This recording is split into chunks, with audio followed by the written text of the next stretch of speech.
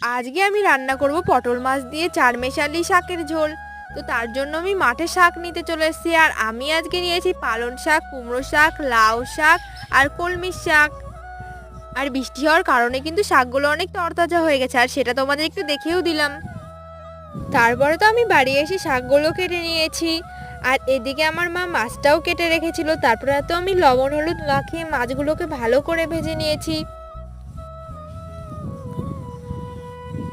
তারপরে কড়াইতে দিয়েছি জল। জলটা গরম হওয়ার পরে আমি আলু আর লঙ্কা দিয়ে দিয়েছি। তারপরে যখন জলটা আরও গরম হয়ে গেছে তখন আমি এর মধ্যে শাকগুলোকে দিয়ে দিয়েছি। শাকগুলো দেওয়ার পরে আমি তো একটু নামিয়ে নিয়েছি। তারপরে সোমবারে দিয়েছি কালো জিরে, শুকনো লঙ্কা আর আদা বাটা। এই সব কিছু দিয়ে আমি শাকটাকে ঢেলে দিয়েছি এর মধ্যে। তারপরে মাছগুলোকেও এর মধ্যে দিয়ে দিলাম।